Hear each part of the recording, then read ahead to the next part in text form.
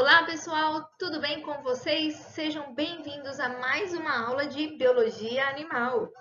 E hoje a gente caminha para o 8º grupo, né? Olha como passou rápido, para mim passou super rápido, né? Que são os Equinodermata, né? Grupo das estrelas do mar. E pela primeira vez a gente vai ter aí organismos deuterostômios, né? Ou seja, o que são esses organismos deuterostômios? É aquele em que o blastóporo, né, aquele buraquinho lá na fase de gástrula, vai dar origem ao ânus. E existem apenas dois grupos que o blastóporo dá origem ao ânus, que é os equinodermatas e os cordados. Eu relembro para vocês que dentro dos cordados estão os vertebrados, que está, por exemplo, os peixes, os anfíbios, os répteis e os mamíferos como nós, tá? Então, por somente equinodermato e cordado serem deuterostômios e enterocelomados, né? São os únicos que são assim, né? Eles acredita-se que nós temos um ancestral comum exclusivo, ou seja, os cordados, nós que estamos dentro dos cordados e os equinodermatas formam um grupo monofilético, compartilham um ancestral comum exclusivo por causa principalmente da origem do blastóporo, tá bom? E também a origem do celoma. Então, só para reforçar, são triblásticos, né? Tem a fase de gástrula, né? Tem a ecto, a meso e a endoderme, né? A simetria é bilateral. E, como eu já falei lá no começo de introdução aos animais, os equinodermatos eles têm uma característica peculiar que eles nascem com a simetria bilateral, mas quando adulto torna-se simetria radial, né? Então a gente fala que é uma simetria secundária radiada, pentarradiada. Ok? Então vamos lá, esse grupo é curtinho, mas muito bonitinho. Bom, esse grupo não é tão comum, eu imagino, para vocês, né? Quando a gente fala de artrópode, né, escorpião, aranha, é muito mais comum do que os equinodermatas, né? Equinos, espinho, derma, pele. Então, são animais com espinhos na pele, ok? Espinhos na pele. Então, vocês vão ver que eles têm uns espinhos. Lógico que tem o ouriço do mar aqui, esse roxinho em cima de mim, né? Que tem bastante espinho. Né? Nós temos o pepino do mar, nem todo pepino do mar, mas tem esses espinhos grandes. Até a estrela do mar também tem esses espinhos, ok? Triblásticos, celomados e deuterostômios. E duas coisas que são importantes. São exclusivamente marinhos, não tem equinodermatos na água doce, tá bom? Nem no ambiente terrestre, são só no mar. E uma coisa que cai bastante no vestibular é que eles têm um esqueleto interno, tá? Apesar de achar que esses espinhos, né, que promovem aí o esqueleto externo, né? Na verdade, o esqueleto dele é a base de calcário, carbonato de cálcio, e ele é ele é interno, ok? Ao tecido. Então, toma cuidado com isso. Então, imagina, por exemplo, que o artrópode era um exoesqueleto, né? Já os equinodermatos são endoesqueleto calcário. E aqui tem o lírio do mar, é doido, né? Parece uma planta, mas na verdade é um animal, ok? A estrela do mar, os pepinos e os ouriços são os principais representantes. Como eu acabei de falar para vocês, né? E a gente já tinha visto isso, eles nascem com uma simetria bilateral, o desenvolvimento é indireto, e a gente viu isso lá em inseto, né? O que é desenvolvimento indireto? Entre o bebezinho e o adulto tem um estágio diferente, que é o estágio larval, de larva. E essa é a larva aqui, né, da estrela do mar. Então, observe que se a gente fizer um corte aqui, é a imagem espelho, né? Então, simetria bilateral. E quando ela se torna adulto, a simetria passa a ser radiada. Isso não é comum no grupo dos animais, tá? Geralmente, quando você nasce com uma simetria, você permanece com essa simetria, ok? Eles são dioicos, tá? A fecundação é externa e desenvolvimento indireto, como eu disse. Nós vimos lá no primeiro ano também que as estrelas têm grande capacidade de regeneração ou fragmentação, né? Então, eu posso cortar uma parte da estrela e vão surgir 2 ou 3 novas estrelas. Lembrando que, para ela dar origem a uma nova estrela, ela tem um disco central aqui no meio. Esse disco precisa ser cortado, uma parte dele precisa ser cortado junto com as pernas. Se você só cortar a extremidade das pernas da estrela do mar, não vai dar origem a outra estrela, tá? O braço, ele precisa ter uma parte do disco central, que é onde tem as células totipotentes, que vai permitir a formação de uma nova estrela do mar.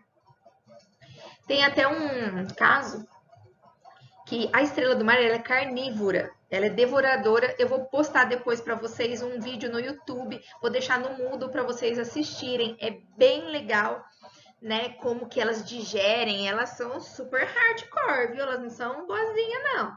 Elas são extremamente carnívoras.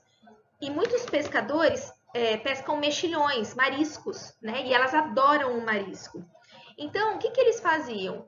Como tinha muita estrela do mar, elas comiam o marisco que eles tinham que pescar. Então, eles pegavam a estrela do mar e repartiam elas no meio e jogavam. Repartiam no meio e jogavam. E aí, o que aconteceu? Mal sabia eles que eles estavam o quê? Multiplicando as estrelas do mar. Tá bom? Então, eles achavam que estavam matando, mas, na verdade, eles estavam multiplicando as estrelas. Bom, as estrelas, né, e os ouriços, eles vão ter a boca, ela vai ficar para baixo, ok? E o ânus para cima. Aqui fica mais fácil de ver no ouriço, nessa figura colorida. Olha aqui, ó, a boca fica para baixo e o ânus fica para cima, ok? Observa os espinhos aqui do ouriço, ok?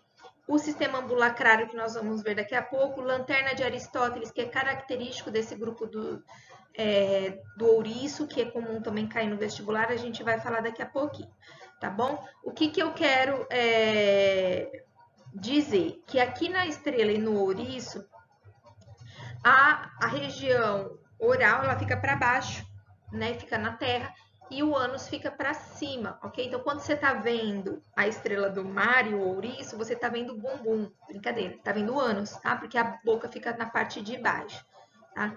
Em outros grupos, a posição da boca e do ânus pode variar, como no lírio do mar varia bastante. E aqui, então assim, ó, anotem aí, o que eu preciso saber de equinodermatos? Quem são os principais representantes? Estrela do mar, ouriço, pepino do mar. E o esqueleto é interno e calcário, tá? São exclusivamente marinhos. E terceiro, existe um sistema chamado ambulacrário ou hidrovascular ou aquífero, que é característico deste grupo. Nenhum outro grupo dos animais tem este sistema até hoje, tá bom? Encontrado até hoje. Esse sistema ambulacrário é específico dos equinodermatos, ok? Então, vamos ver como que ele funciona, né? Para quê, primeiro? Esse sistema ambulacrário, ele serve para os equinodermos se locomoverem, para fixar e para capturar presas, ok? Essas são as principais funções. Locomoção e alimentação, beleza? Então, se você abrir uma estrela do mar, tirar o tecido, a pele dela, né? Vocês vão ver este sistema. Esse sistema, ele tem um círculo aqui no meio, que é chamado de canal circular, da onde partem, então, mangueirinhas, e dessas mangueirinhas, bexiguinhas laterais. É como se fosse um sistema de irrigação, ok? Uma forma bem grosseira de falar. Então, se vocês quiserem dar um zoom aqui, né? Dando um zoom, eu tenho esse canal circular aqui, esse anel circular, da onde partem essas mangueiras, que da onde parte as bexiguinhas. Nesse canal circular, existe uma mangueirinha para cima aqui chamada placa madrepórica, ok? Então, o que acontece? Essa placa madrepórica aqui que vocês estão vendo, ok? A água vai entrar nessa placa. Então, deixa eu pôr outra cor. Olha lá. A água vai entrar. Observa que aqui, ó, é a estrela do mar. Então, a água está entrando aqui, né? Por cima da estrela do mar, ok? Aí, essa água vai entrar pela placa, vai passar pelo canal circular e vai ser esguichada para as mangueirinhas laterais, que são chamadas de canais radiais, ok? Então, mais uma vez, entrou pela placa madrepórica, passou pelo canal circular e vai para os canais radiais. Dos canais radiais, vai para essas bexiguinhas, que são chamadas de ampolas. E das ampolas, vão para os pés ambulacrais, que vocês estão vendo aqui. E com isso, com esse esguicho de água, ocorre a locomoção do animal, da estrela do mar, tá? Então, essas ampolas se contraem. Quando a ampola se contrai, ela empurra a água para os pés ambulacrais. Esses pés, eles se alongam e vão se fixar no substrato, como se fossem ventosas, ok?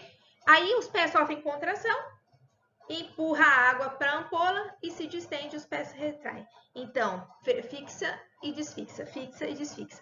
Tudo isso por meio da pressão da água. Resumindo, então, eu tive que dar uma paradinha, meu celular parou, começou a tocar aqui um monte. Então, resumindo, o sistema ambulacrário ou hidrovascular é exclusivo dos equinodermatos, tá bom? Serve basicamente para duas funções, locomoção e alimentação, ok? Qual é o sentido da água? Que vai promover a locomoção. Entra pela placa madrepórica, vamos colocar de outra cor.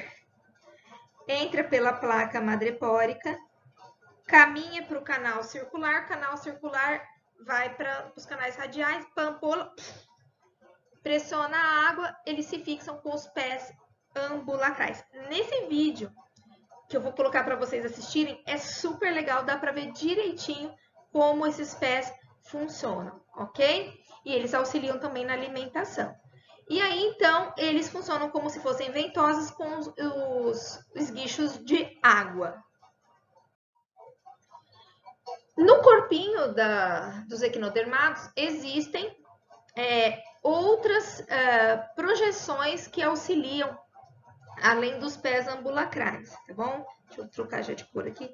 Então, nós temos os pés ambulacrais, que fazem parte, né, do sistema hidrovascular. Nós temos os espinhos, que dá nome ao grupo, né? Mas nós temos as famosas pedicelárias, tá? As pedicelárias, elas têm a função de limpar o animal, como se fossem escovas de dente, tá? Então, quando a estrela ela é carnívora, o resto dos animais podem ficar em cima dela, ou cair alguma coisa, os detritos, a areia. Então, essas pedicelárias vão removendo os detritos do corpo da estrela do mar, tá? Então, a função é remover detritos e fragmentos que se depositam sobre os animais. Nós temos uma outra projeção, um outro anexo, né? Que são as pápulas, tá? As pápulas, elas também são projeções, né? Anexos em forma de papila, né? Da parede do celoma para fora do corpo, que tem como função trocas gasosas, porque esse animal respira, todo animal respira, né? E excreção, eliminação de partículas que não vão ser úteis para esse animal, ok? Já se conhece hoje que os pés ambulacrais, eles também têm uma função de auxiliar as trocas gasosas, tá bom? Então, os pés ambulacrais auxiliam as pápulas neste mecanismo. E eu vou ficando por aqui para a nossa próxima videoaula, para não ficar longa.